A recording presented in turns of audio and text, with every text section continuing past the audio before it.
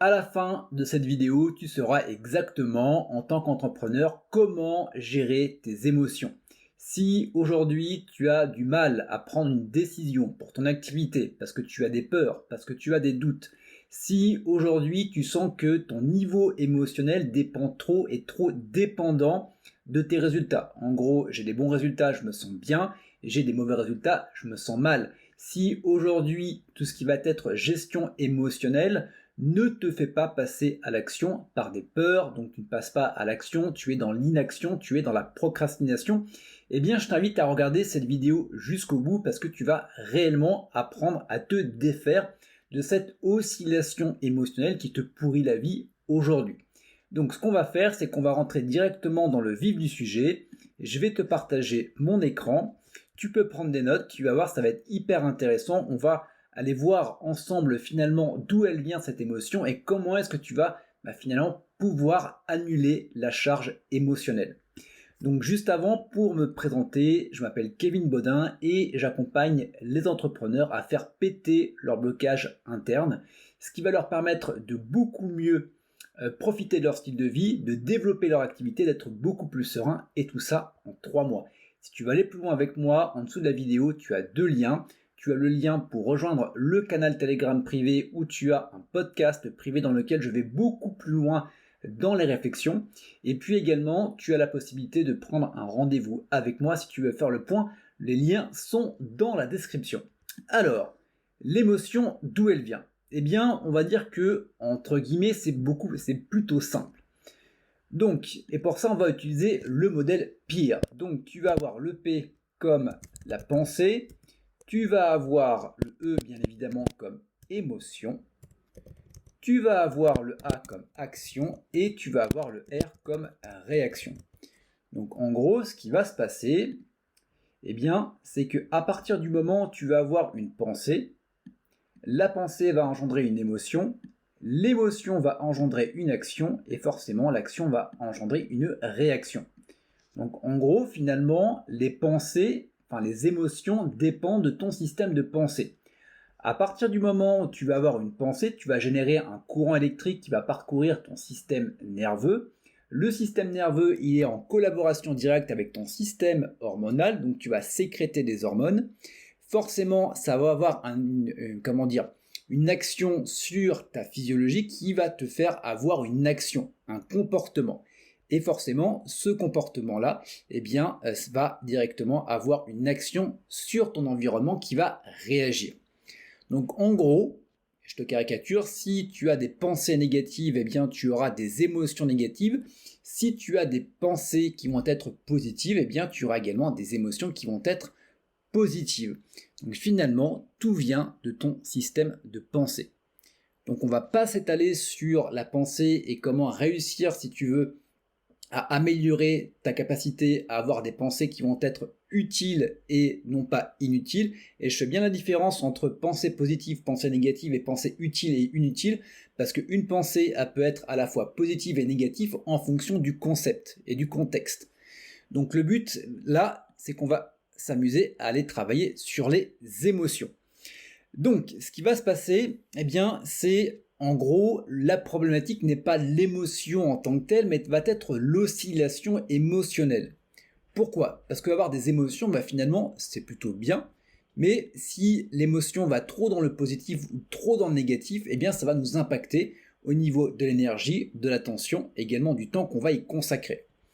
Donc, ce que je vais te faire tout simplement ce schéma-là, tu vas très vite comprendre. Hop, là on va être à l'équilibre. Là, on va avoir finalement le moins et le plus. Donc en gros, on va avoir des émotions qui sont soit très négatives, soit très positives. Et ce qui va se passer, généralement, quand on n'est pas, on va dire, équilibré au niveau émotionnel, eh bien, on va être beaucoup dans le beaucoup positif, voire beaucoup négatif, et on va tourner un petit peu en boucle comme ça. Voilà, ma boucle n'est pas super, mais tu m'as compris. C'est qu'en gros, on va passer du je suis super content, je suis épanoui, la vie elle est en rose, il y a des licornes qui poussent dans mon jardin, et la vie c'est de la merde, j'en peux plus, voilà, c'est tout le monde me veut du mal, je suis frustré, culpabilité, colère, etc. Donc en gros, tu vas de l'un et tu vas à l'autre. Ce qui est intéressant, c'est qu'à chaque fois, tu as un équilibrage. Au plus je vais être dans l'émotion positive, au plus ça va se compenser par une émotion qui va être négative. Au plus je vais être dans une émotion qui va être négative, au plus ça va se rééquilibrer par une émotion positive.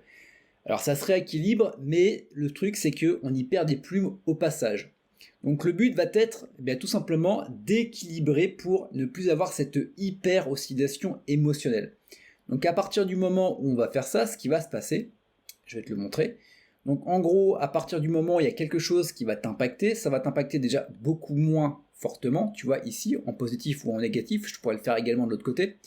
Et en gros, ce qui va se passer, c'est que hop, je vais me rapprocher de l'axe, hop, beaucoup plus rapidement. Donc c'est normal d'avoir des émotions. Ce qui n'est pas normal, entre guillemets, c'est de se laisser happer par cette oscillation émotionnelle qui va être pour le coup extrême. Et je vais te donner une anecdote, donc à voir si c'est véridique, mais il me semble que oui. J'avais entendu parler de ça et je trouvais le concept assez original, assez hard quand même, qui était, en gros, en Chine, dès que tu avais une femme de l'empereur qui devait accoucher, ils avaient peur que cette femme fasse un arrêt cardiaque du fait qu'elle soit trop d'enthousiasme. Donc tu vois, trop dans le positif. Je vais te le mettre ici, trop dans le positif. Donc qui se disait, ok, ce qu'on va faire, c'est qu'on va compenser l'oscillation émotionnelle. Et pour ça, on va lui dire, ok, tu viens d'accoucher, c'est super, néanmoins, c'est un mort-né. Et donc là, extrême positif, extrême négatif, et boum, et je reviens ici. Donc je pense qu'elle y laisse quand même des plumes, mais ce qui était intéressant, c'est sur la démarche, le fait de rééquilibrer toujours. Et on parlera toujours de rééquilibrage. Donc ce qui va être intéressant, justement, pour parler de rééquilibrage, pour rééquilibrer, c'est toujours intéressant de savoir dans un premier temps quel type d'émotion j'ai. Qu'est-ce qui me bouffe la vie actuellement? Est-ce que je suis en colère? Est-ce que j'ai des peurs? Est-ce que je suis frustré? Etc. etc. Parce qu'à partir du moment où tu connais l'émotion que tu as derrière, tu vas pouvoir la travailler. Pourquoi? Parce que c'est simplement un déséquilibre entre les inconvénients et les bénéfices qu'on perçoit de la situation. Par exemple, si on parle de la colère, la colère c'est simplement le fait de percevoir que moi ou quelqu'un d'autre aurait dû faire quelque chose qui aurait dû nous faire obtenir plus de bénéfices que d'inconvénients. Donc finalement, j'ai obtenu moins de bénéfices que d'inconvénients que j'ai. Donc j'ai un déséquilibre. Donc c'est pour ça que je suis en colère. Je suis en colère contre moi-même, je suis en colère contre les autres.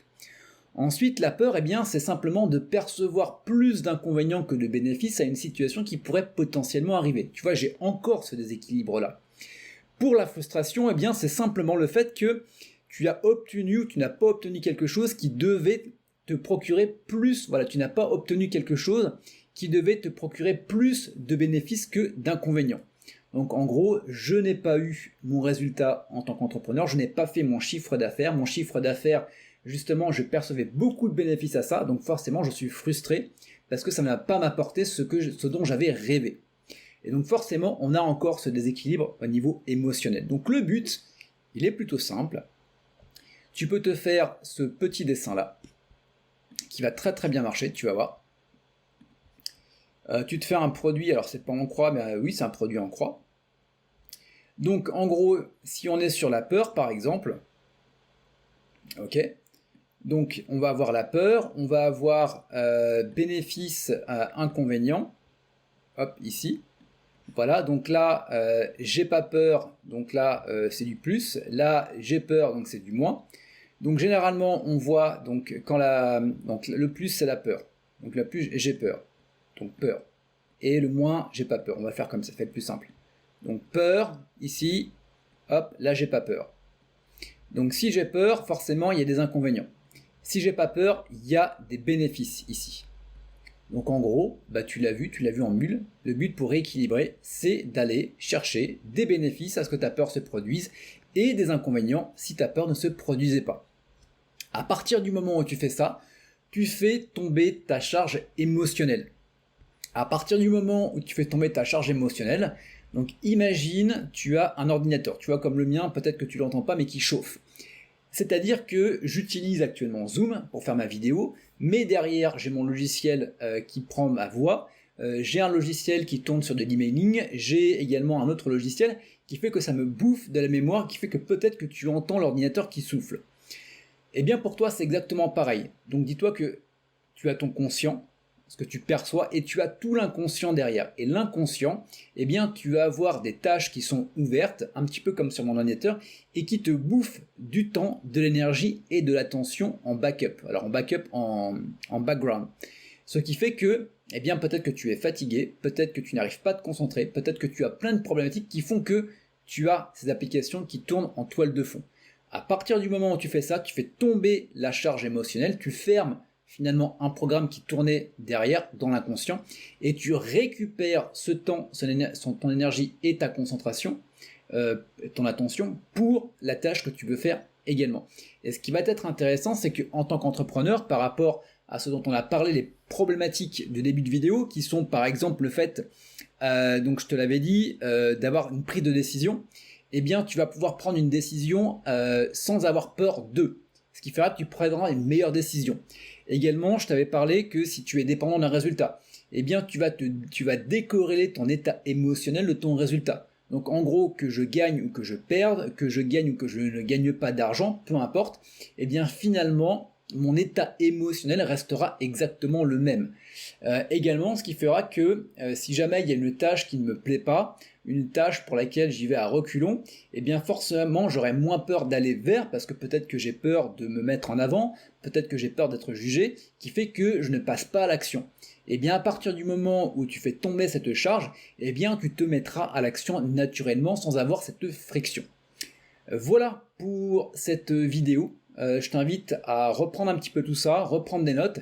N'hésite pas à me contacter si tu as des questions en rapport à ça. On en parle également beaucoup plus en détail dans le canal Telegram privé. Et puis également, si tu veux en savoir plus, si tu veux travailler dessus, eh bien tu as la possibilité de prendre rendez-vous avec moi. C'est offert. On discute pendant 30 à 45 minutes sur ta situation. Et puis on voit si on peut bosser ensemble ou pas.